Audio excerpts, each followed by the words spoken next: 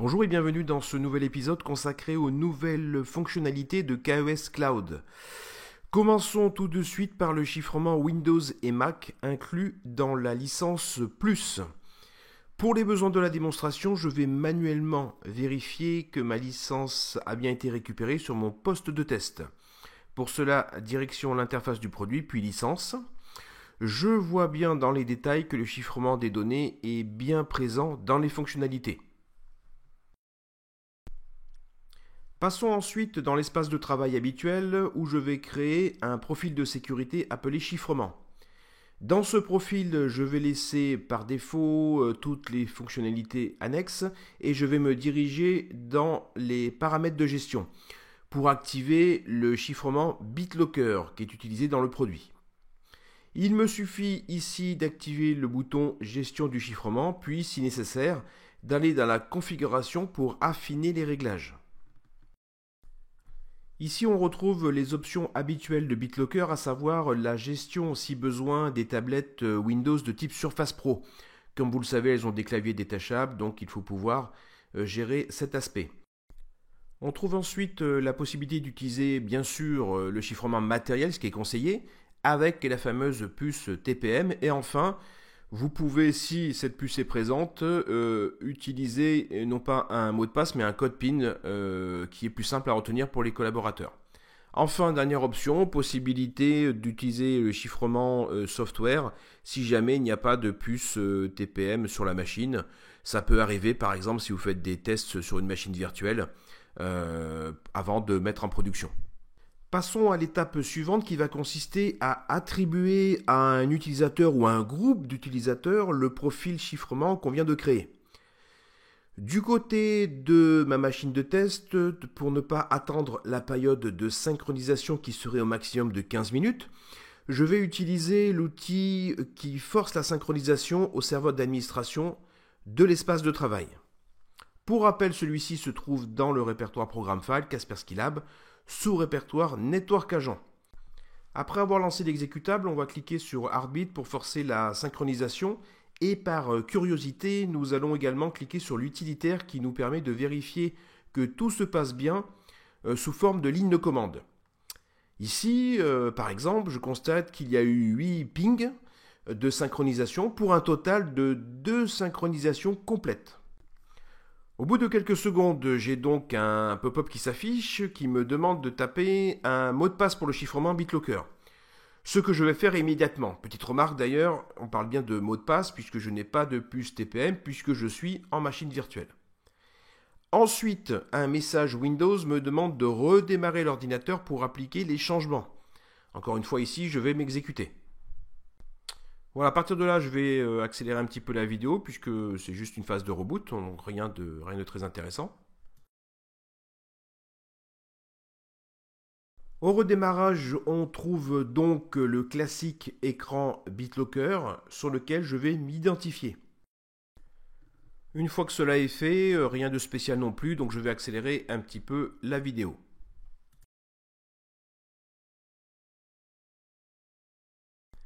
Enfin, pour terminer, constatons l'apparition d'une nouvelle icône qui me permet de vérifier l'état de l'avancement du chiffrement. Passons maintenant à l'équivalence sur macOS. Allons pour cela dans le profil de sécurité que nous avons créé et qui est intitulé chiffrement et dirigeons-nous cette fois dans la section Mac, puis paramètres de gestion et enfin chiffrement. Tout ce qu'il y a à faire ici, c'est d'activer la fonction. Au bout d'un moment, un écran Kaspersky va également s'afficher vous demandant de vous identifier comme administrateur du système. Une fois que vous avez rentré le mot de passe, 5V va s'activer en demandant ici aussi un reboot de la machine.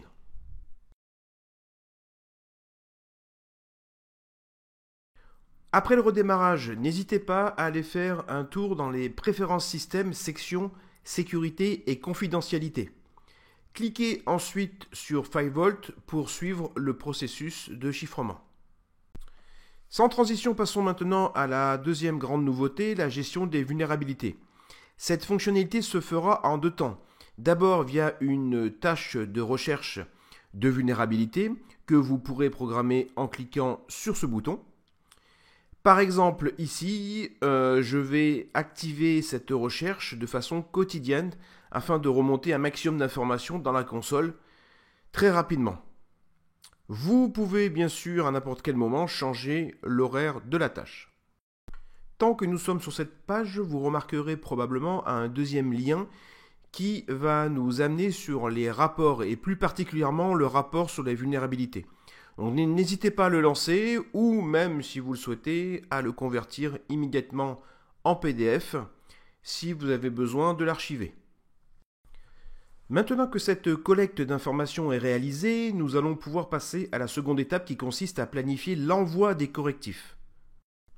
Comme vous pouvez le voir ici, on nous signale qu'il faudra accepter les conditions des contrats de licence pour les logiciels en question. Mais le plus important est ici puisque je vais pouvoir paramétrer la tâche d'installation de correctifs. Ainsi, je vais pouvoir choisir par exemple d'installer tous les correctifs ou seulement ceux que j'ai validés. Je vais pouvoir également choisir la zone d'installation. Par exemple, je vais pouvoir exclure les serveurs de la partie patch management. Enfin, je vais pouvoir planifier à volonté l'installation des différents patchs. Et également, option intéressante, je vais pouvoir reporter l'installation des patchs à l'arrêt de l'appareil.